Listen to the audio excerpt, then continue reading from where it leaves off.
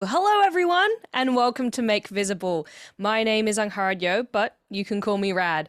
I'd like to acknowledge the traditional custodians of the land on which we each are today, and for me, that's the Gadigal people of the Eora Nation. I'd like to acknowledge their ongoing connection to the beautiful land and waters of this place and pay my respects to elders past and present. Sovereignty was never ceded. Thank you for joining us for this virtual talk. First one for 2022, which is pretty exciting. It's being held in conjunction with the 10th Asia Pacific Triennial of Contemporary Art Exhibition, or as it's affectionately known, APT 10. This exhibition is proudly on display at QAGOMA in Brisbane until April 25th, 2022. So go check it out. In our talk today, we'll be exploring how our guests are leading projects which make visible the challenges and triumphs of the LGBTQIA+ community, and how the art can be a powerful medium for sharing the stories and experiences of diverse members from the rainbow community. So it's my absolute pleasure to be joined today by Ella Ganza. There she is, hey! Shannon Novak.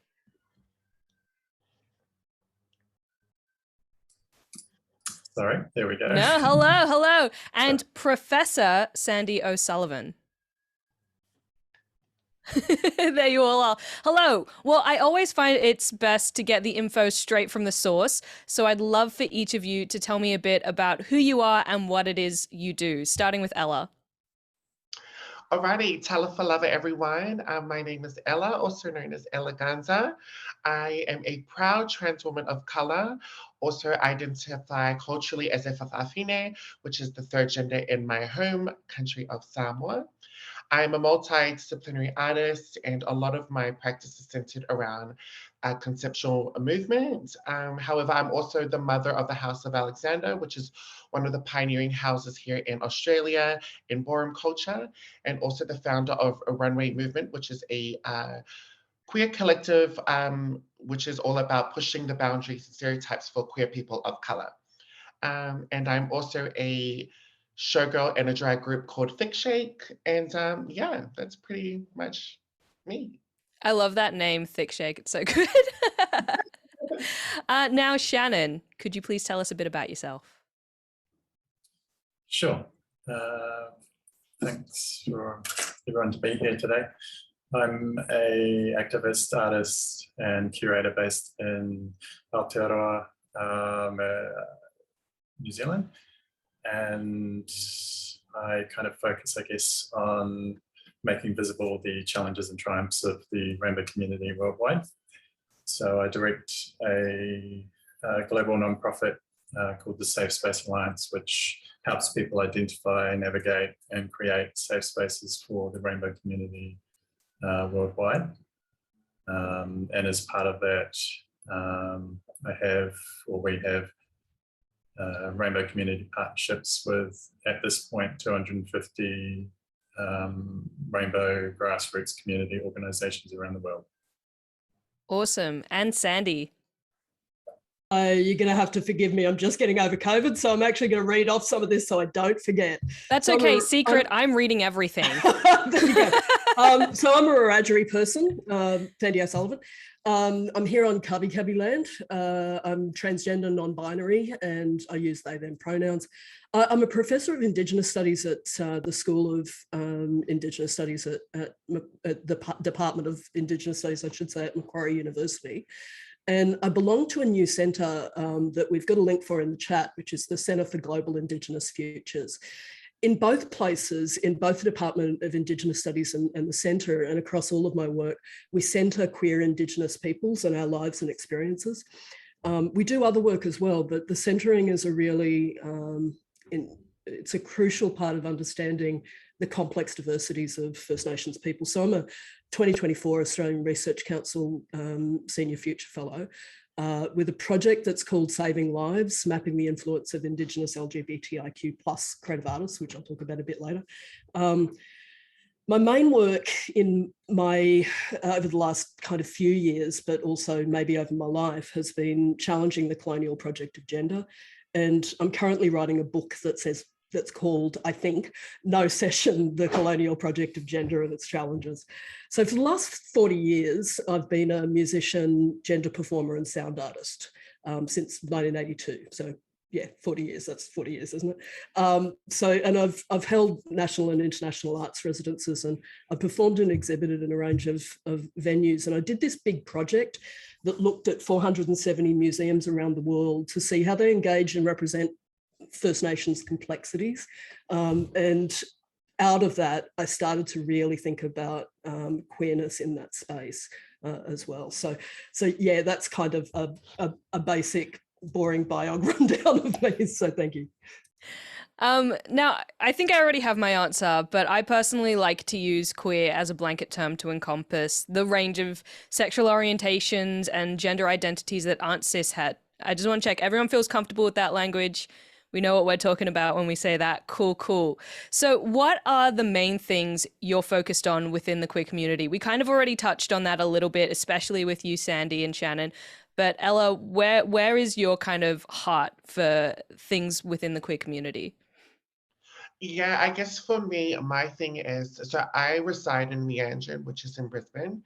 And basically, I've just found a lack of representation specifically in our queer community for my queer people of color.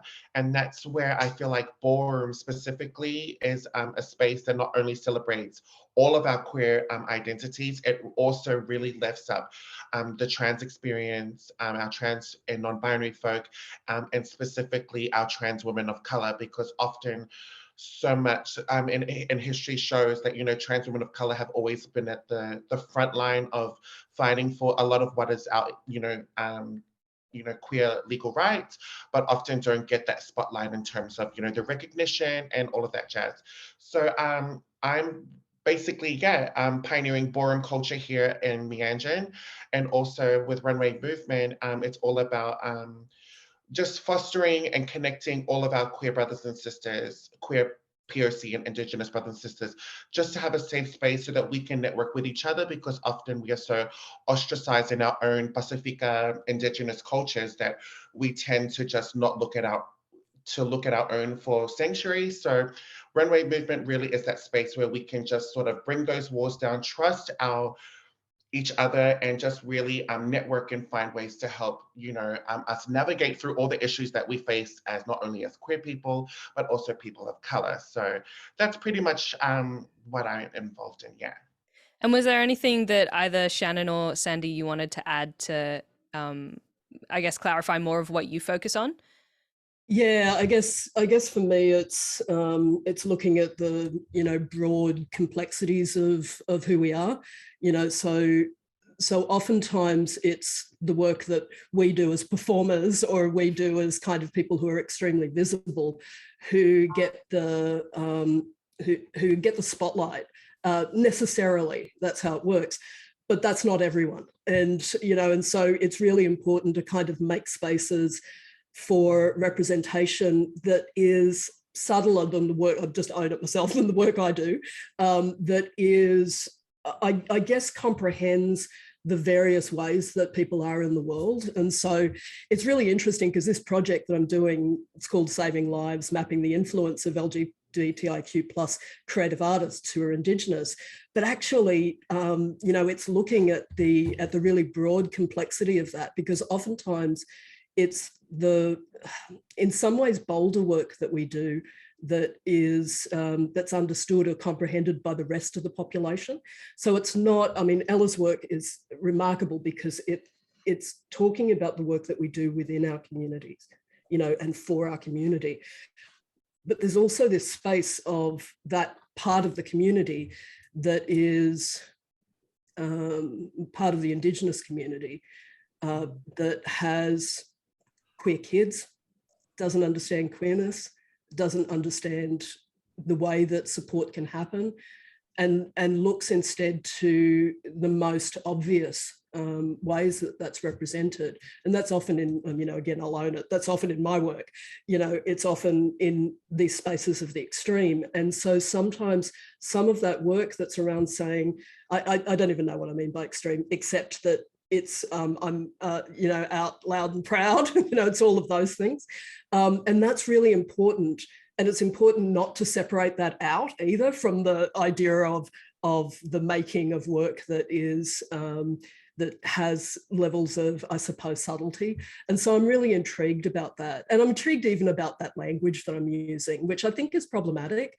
And of course it is, this idea of be proud, but not too proud, like be out, but not too out is really, it's really worrying stuff, but it's stuff that we don't talk about.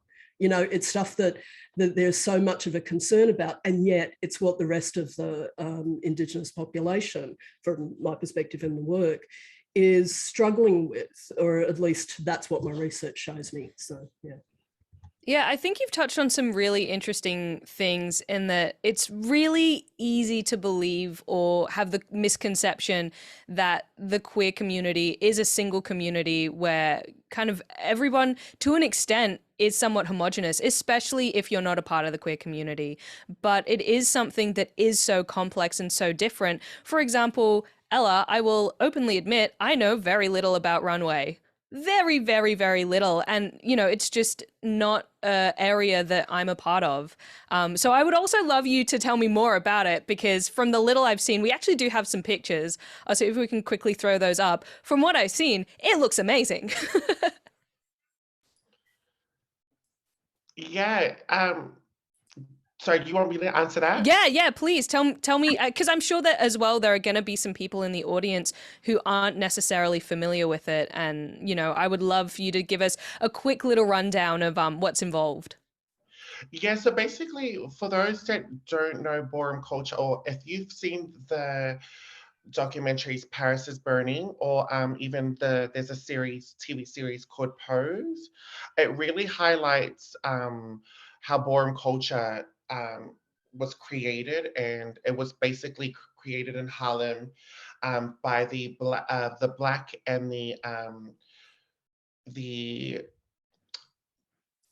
Hispanic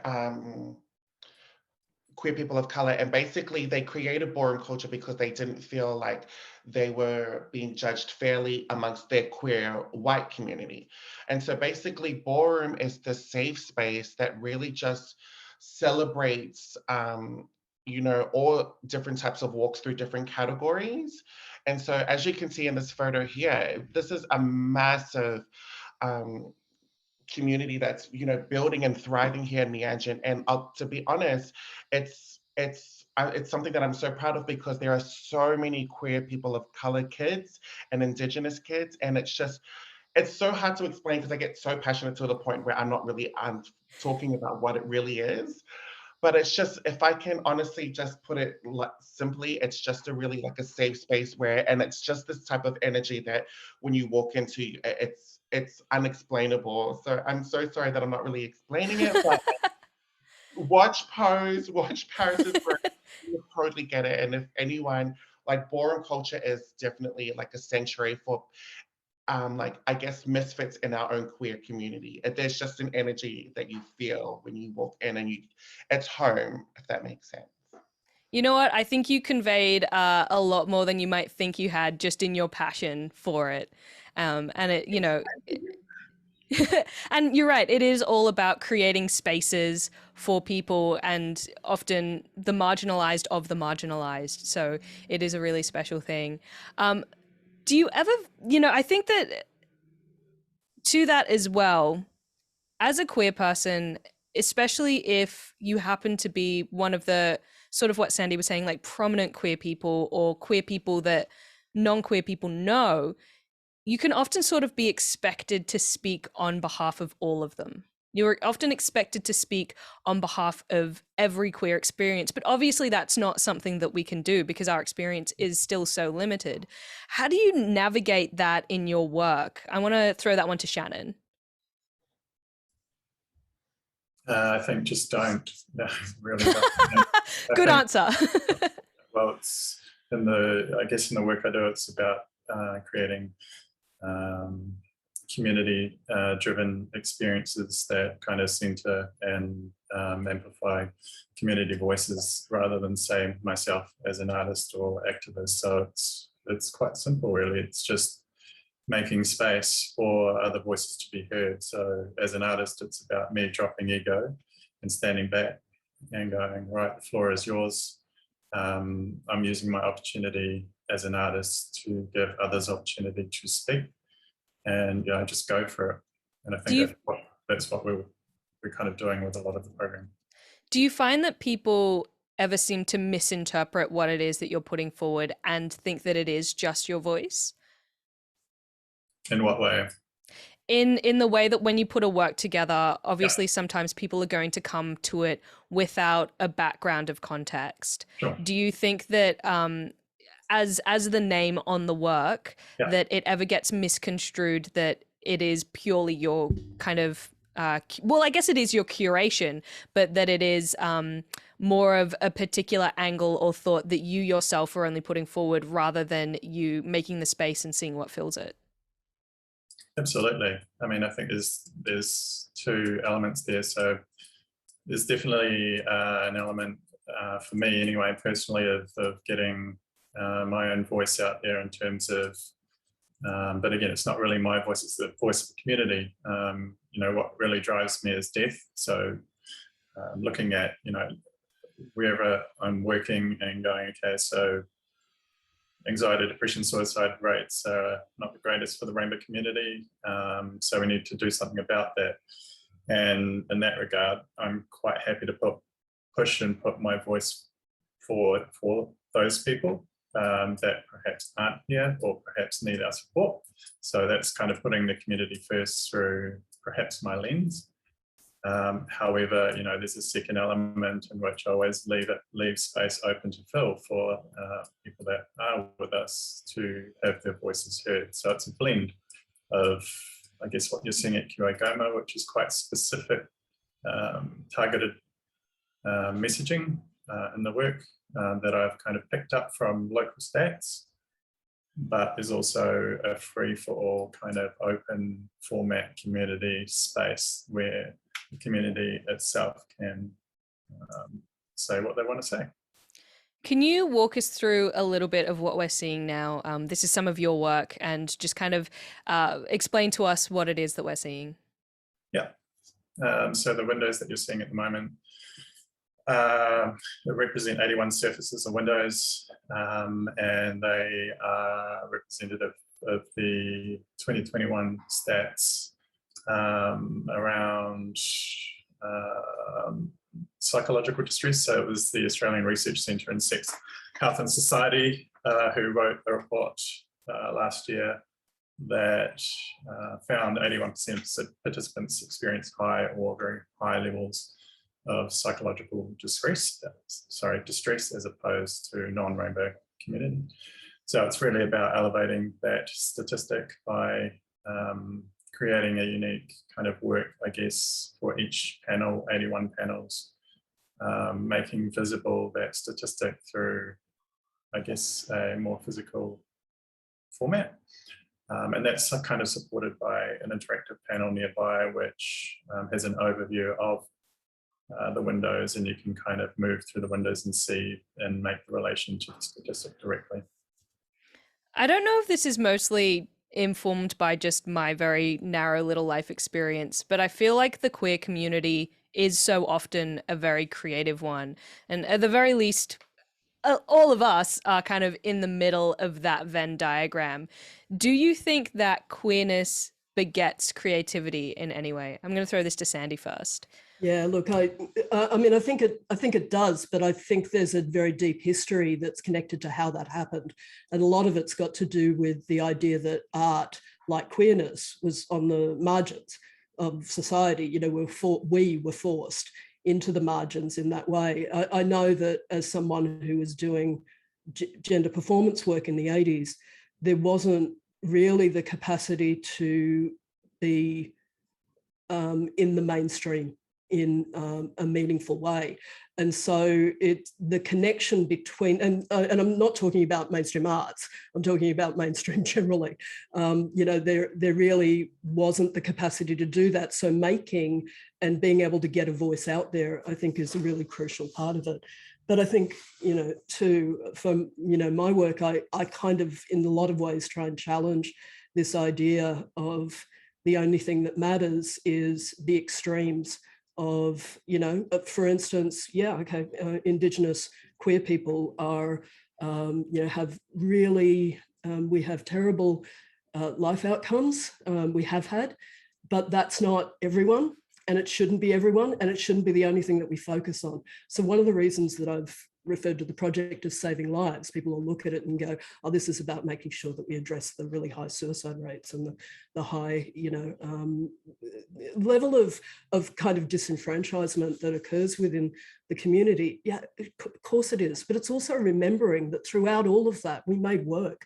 We were there and made this work, and we made it. Again, I go back to that whole idea of we made it with all the voices that we have, not just the loudest. We made it in all of these ways and these spaces. And what the mainstream does is focuses on young people. It focuses on the idea of them, especially in the context of trans people. It focuses on the idea of capturing and transforming the lives of, instead of the fact that we do it ourselves.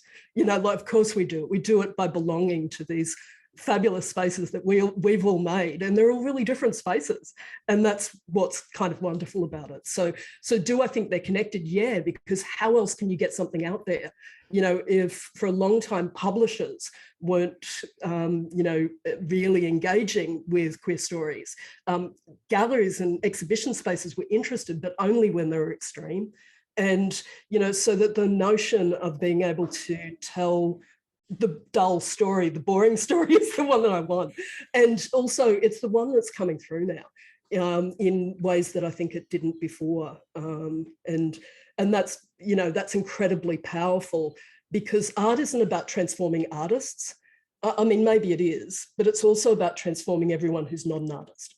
And so I suppose it's for that reason, so that people can find their own journey through it.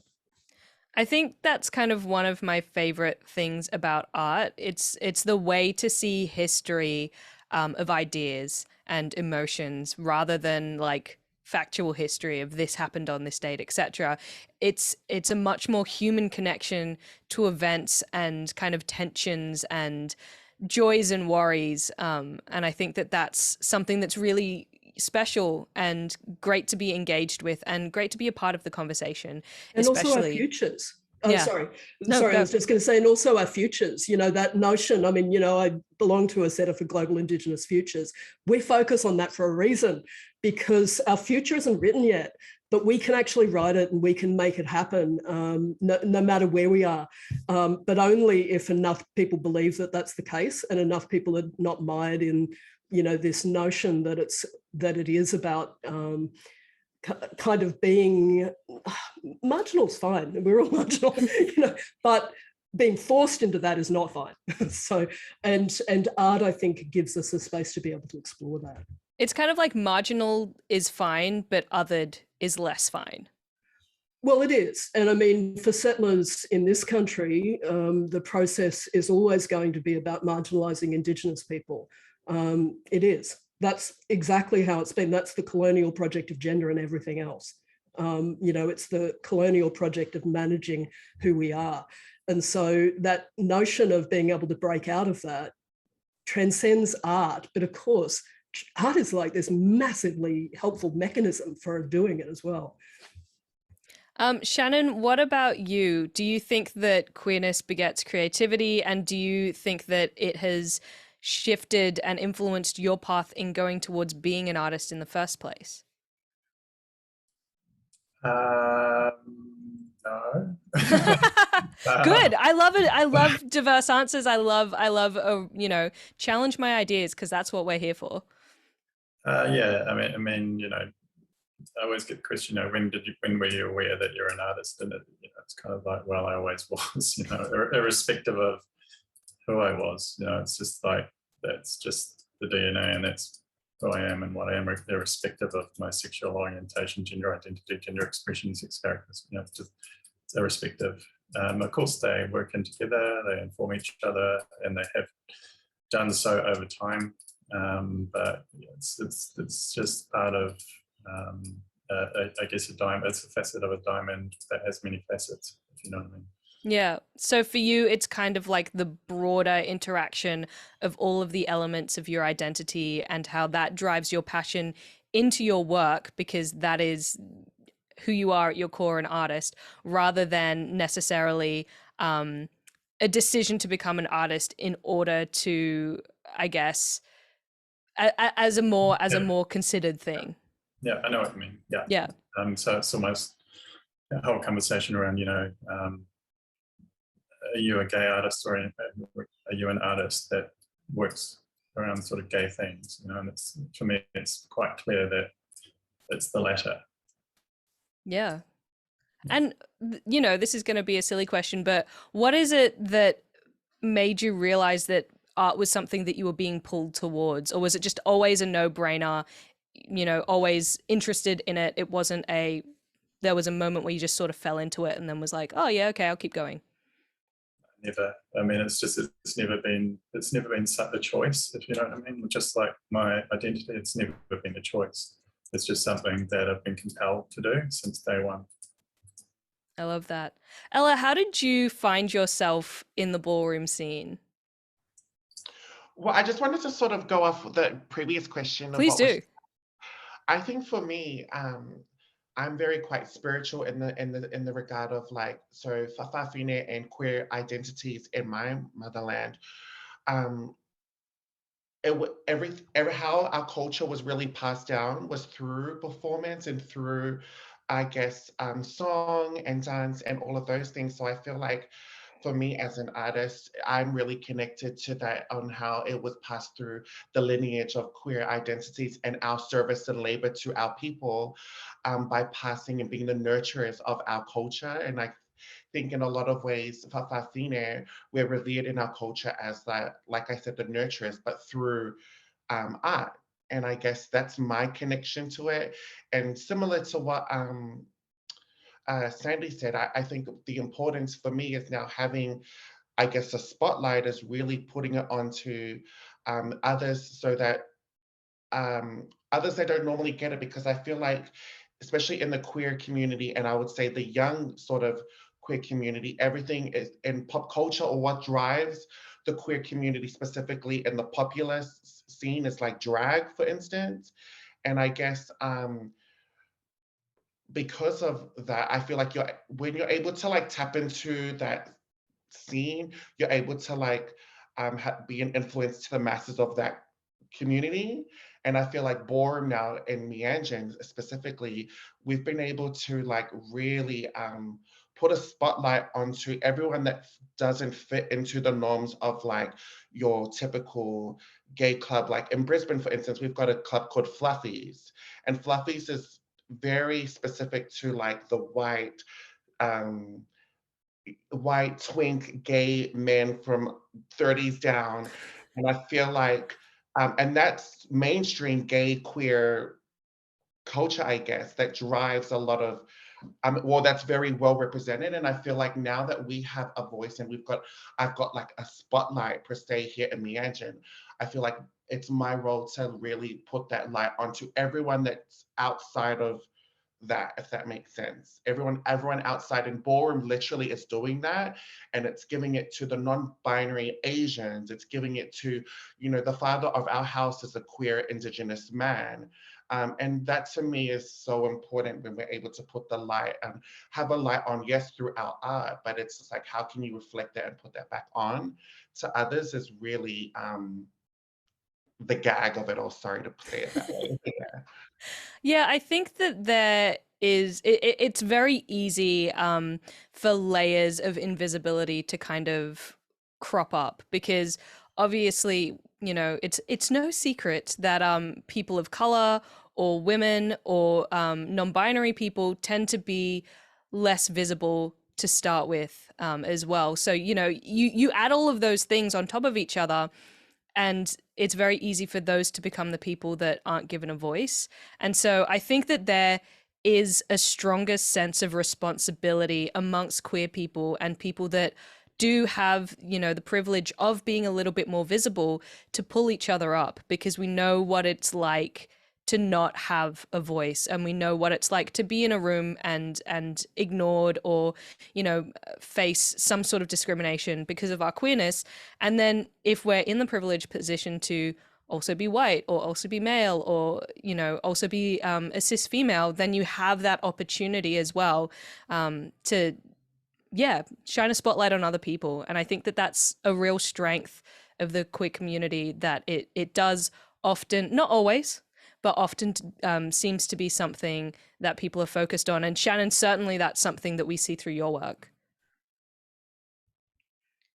I also wanted to ask Ella and Sandy, what are some of the things that us as people living in a colonized world, in a, you know, Western Australian society, what are some of the things that we wouldn't know about other cultures and queerness, or Indigenous people and queerness, that we really should? I'm sure that there are things that we don't even perceive that are, you know, much more natural within those cultures. I think, I guess if I can just also just touch on what you were talking about just before about this importance of visibility, you know, this making visible that we're talking about. The whole talk. Yeah. I think it's also about recognizing the people who don't participate in all of this work. You know, it's about recognizing the people who will never go out to an event-based space but are queer. And it's about, and I think the Dear Queensland exhibition, you know, the work that Shannon's doing is going to, you know, highlight some of this. And, you know, to that end, I'm going to push my brother's book, in fact, which is Bold, which is the stories from older lesbian, gay, bisexual, transgender and intersex people. Again, this is creative work. You know, this is people sharing moments of their stories, not their whole lives, but moments of their stories in this space, and making it meaningful for an audience, for a reader. And that work is powerful because it shows us how we can be in the world. And so to transform it into this most recent question, what I'd say is one of the issues with the colonial project of gender is that it decimates, but the colonial project decimates. So the notion of show us what we didn't decimate isn't something I'm willing to engage with at all, ever. You know, this idea of, oh, tell us your other genders, or, oh, we're going to say brother boy and sister girl. That's great. That's great. We've got these, you know, anchors that we can use. They're not comfortable for a lot of people. I mean, I didn't leave the idea of someone binary gendering me into wanting to double binary gender myself by using a term that is just, outrageous for me. It's not outrageous for people who want to use the term. It's completely normal and natural for them to use it. But this notion of the colonial project of gender is to find the box and to make sure that box is revealed. It's not people. It's not revealing people. You know, it's not showing the complexity of who we are. And what the colonial project did, what happened when this country was invaded, was that all of that was forcibly removed. And are we still there? And have we always still been there? Yeah. Have we been able to pass on and create these moments? No. And so the idea of kind of reconstructing it is a nonsense. You know, it is absolutely a nonsense, and it's unfair. You know, people are doing that work themselves, and they're doing that work with their communities, but it's really complex, and it's not something that even as a researcher who's really interested in this, I would either ever want to do or ever kind of find a way to do it, because I'm not interested in putting people back into a box that is not of people's making. So I think it's that complexity, you know, and so that's not to challenge it in any way, but it's to say, actually, if what we do is make worlds be comprehensible, that we are actually making them worlds that people feel like they have to fit into, and people will always, you know, this is the work that Ella is talking about, people will always have to find this way out of that space, because otherwise you don't survive, you know, and thrive and be everything that you can be. And I think that's, you know, that as someone at this stage of my life, you know, that is something that really frightens me about looking back on, you know, I feel like there's lots that I didn't do in the last 40 years.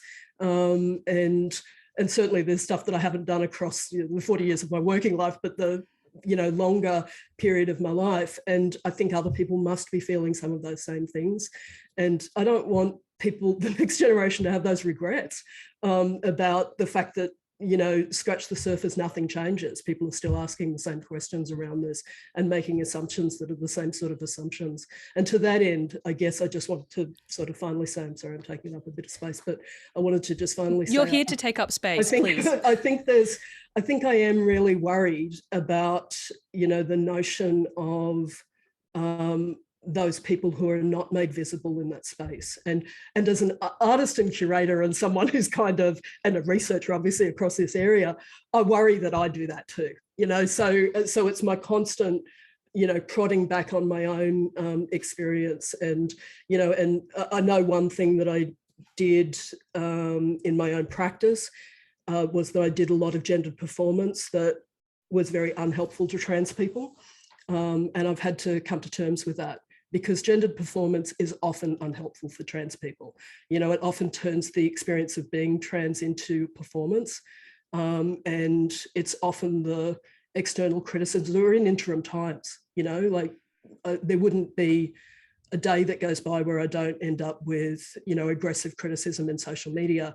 And that's just one person getting that, so the whole notion of what happens when people look at our bodies and see them as wrong means that they can't be the joke that I did earlier when I was doing gendered performance work. It can't be about the extremes only. It has to be about the complexity that we're seeing much more in gendered performance now.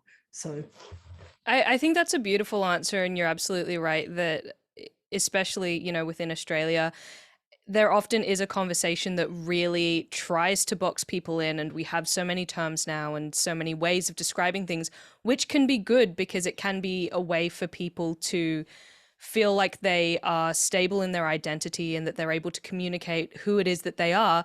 But at the same time, sometimes it can really shut us off from recognizing that it's complex. It's very, very complex, and very rarely do people feel 100% comfortable in a single word that is meant to describe them. So yeah, I loved that answer. Thank you for that. I also just had a thing on, you talking about the everyday and the banal, and the way that, yeah, there are some people who are part of the community who aren't a part of the visible community, like, for example, going to Mardi Gras.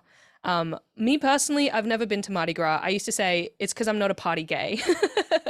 I'm a kind of like sit at home gay, and that can often be a little bit strange for people. They kind of go, well, you're out and proud, like, why would you not go and celebrate? And for a little while, I used to feel a bit guilty about it, like I wasn't making myself visible and supporting this thing that was created in order to fight for our rights. And then, I started to see more and more of my straight cis ally friends going to these events, and I'm like, it's great that you support it, but then am I, as a queer person, not giving myself in order to add to this? And is it, it's a really complex conversation, but it looks like Shannon has something that he wants to say on this as well. No, he's shaking his head now. Can I just jump in on a thing with that though, Shannon, if you don't mind? I was just going to say, look, Mardi Gras, the first time I went was 85, and Mardi Gras has always been problematic for trans people. I mean, its entire function, was about excluding trans people, and it's been problematic for people of color and Indigenous people. That's kind of its function. So I mean, do you think good that you have a problem with it? Do you think also then it's our role to? Look, 40 years later, sure, okay. I mean, how long is it since 85, since I was first whinging about this? I mean, yes, I've been complaining about it for a long time. So, and I'm one person, like everybody is complaining about this. Is it our function to fix white people? I don't know. Is it? Is it our function to fix? I don't know that we could if we wanted, Sandy. Queerness that corrals? Maybe. No. I mean, my answer is no, it's not. I think that sometimes this notion, this singular notion of representation, where you're only one thing and everything else is the default, is part of the problem, but it's not a problem by itself. It's only a problem if you center yourself. And I go back to, we've got the Centre for Global Indigenous Futures that centers queerness. It's run by somebody who's not queer, my colleague, Professor Carlson, who's in the room, but what she recognized was the importance of that. And that's powerful. It's powerful to go, I can take a step back. It doesn't have to be about me. And this is the power of the Dear Queensland exhibit. This whole notion of the Dear Queensland work is about that. It's about not centering it on Shannon, it's one of the powerful things about Shannon's work. So. Ella, you also look, oh, Shannon, you go. I love this. This is one of the best things about these types of talks. Everyone has so much stake in it and so much passion that we're all jumping in. No, Ella, you go first. Thanks, Shannon. You know what, Mardi Gras is quite triggering for me, and it's so funny that Sandy said that, because I personally, the first time I've ever been to a Mardi Gras is when we had our very own float. And although that should have been one of the most liberating experiences, right? It actually just made me realize like how tokenistic it felt, because it was just like, it just felt so, I couldn't feel any less more part of the queer community, or queer actual existence was celebrated like authentically, because I just felt like it just felt so wrong. And it's hard because I don't want to get emotional, but it's just like, for trans people, like it really hits differently. And then the fact that also my non-binary brothers and sisters, like I tried to look, I'm like, where are they? Where are my trans brothers and sisters? Where are my Indigenous brothers and sisters? And I just feel like we're so tokenized that we'll give you one little float and it's expected to represent it's just not good enough. Like, I just feel like, let's just really say it's just Look, for LG, like Mardi LG. Gras is also just a parade of companies showing off how rainbow they are nowadays. But it's something that, I know is very visible within the broader community. And by that, I mean non-queer community. And I don't know, I always have this slight internal battle as to whether it's complex. And it always was, that's the thing. It always was this exclusionary space. And I've just got to pull you up on it. It's not non-binary brothers and sisters, it's non-binary siblings. The whole point is that we're non-binary. So, yeah, where to start? I mean, I'm not going to speak on behalf of BIPOC, obviously, but I think one thing I yes, I definitely feel similar in that I just always have felt that I don't fit, and that was problematic for me in terms of fitting in with the rainbow community. And so I really had to stand back and go, okay, so what does that mean? What is the rainbow community? And I found it better when I kind of stood back and was like, okay, so say there's like 1,000 rainbow people that go to this Pride event in Aotearoa to celebrate our Pride. And there's an estimate of, 500,000 supposed people in the rainbow community in New Zealand. So working out the numbers, it's like, 0.5% or whatever of the rainbow community is that visible and in your face, I guess you could say. Which makes me feel a whole lot better about myself in terms of actually there's a lot of us that are not part of that, and we're out there and we don't need it and we don't have to have it. We see it and great, but I think what you're seeing in these parades is actually the minority of a majority, perhaps. The minority of our community being, but not necessarily the representation of, but the people that are actually there. Also to note about BIPOC centering and amplification as well. It's something I'm super aware of and push in my practice. And as an example here in Aotearoa, we for Pride, which is now on this month of February. It's the first time we've actually created a Takatapui festival. So Takatapui is Indigenous BIPOC in Aotearoa. So we've created just a Takatapui only led festival, which sees a whole lot of activations over the month of February throughout CBD in Auckland. And it's led by Takatapui, and there are no white people involved at all. And it's great because now they're taking up, in terms of a program or an Auckland Pride program, they're taking up 90%, which it's just like, yes, yes, yes. And that's how it should be. So we're switching it around from cis white men, gay men doing the 90%. And yeah, we get a lot of pushback, a lot of people pissed off about it, but I think it's awesome. Something that you said there really got me when you were kind of giving those numbers about the people that turn up for events like that versus the actual numbers of people that identify as queer. Dude, that hit me hard because I think that it really is easy to forget that the split is like that. And we really do. You're not saying, yeah, you're seeing a very, very, very minute part of the community out in that arena, including the clubs. You know, if you think about clubs, even less, it could be like 200 or 500 people, regular people in a club versus the total estimated population. So it's just a reframe, I think, of the community. And it's exciting because it goes back to that notion of, we're only tapping into part of it, and there's a lot more to be uncovered. And that includes the other invisible community, which is the closet community. So the closet kind of strata, I guess, of the rainbow community, which are very rarely recognized or acknowledged in anything that we do. I think as well, as time has passed, obviously a lot of things have changed. I just keep thinking about like my experience as a gay woman, known since I was a kid. Like, it wasn't one of these things where like I had an awakening later or something like that. Like, ever since I was little, I'm like, yeah, this is just who I am.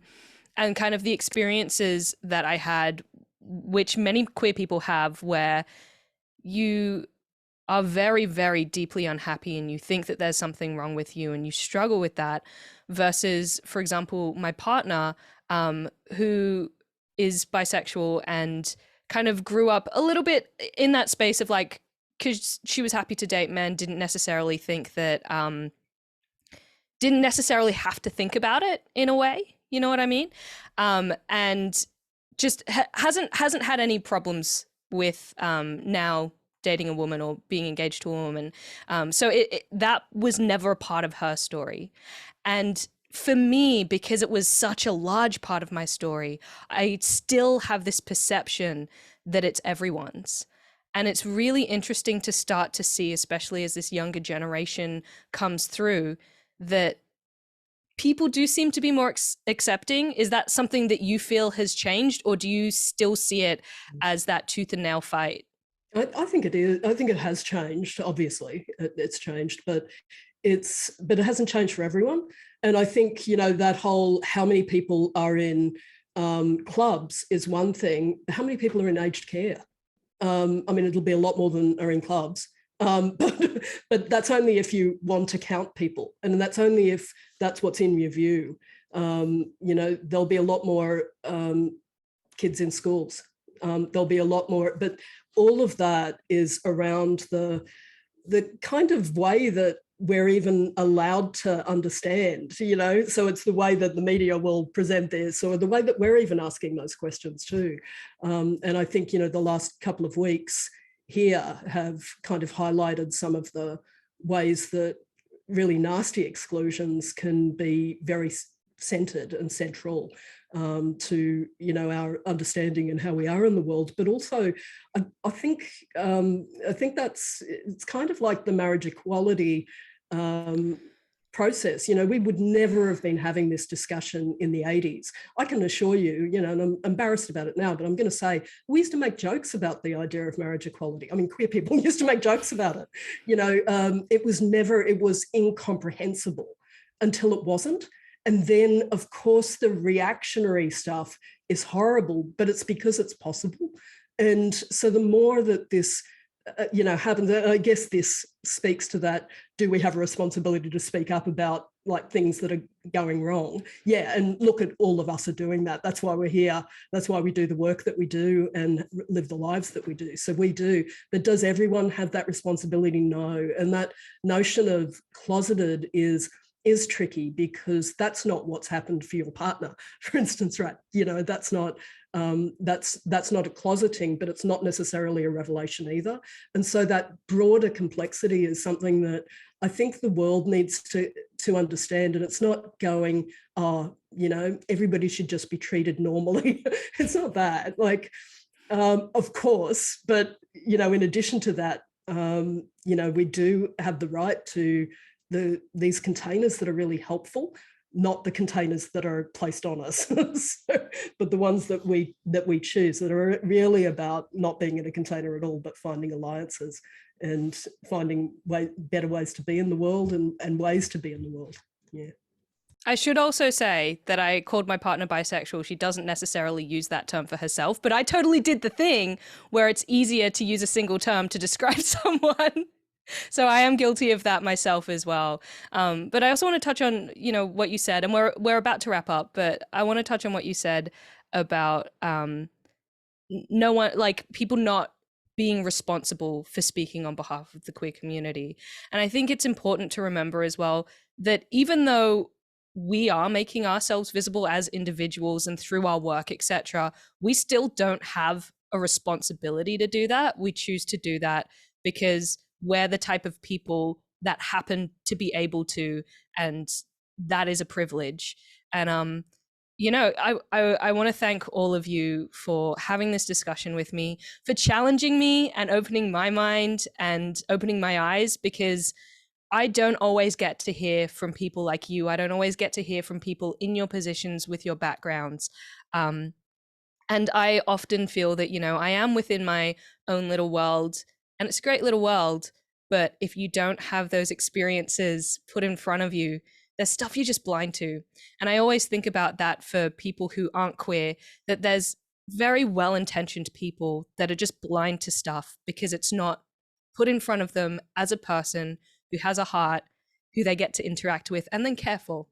And I'm getting teary now because I'm thinking about a lot of things. But yeah, I just really want to thank you all for your time, for your openness, and for your cleverness, because it has been an absolute pleasure. And with that, I'm going to wrap us up.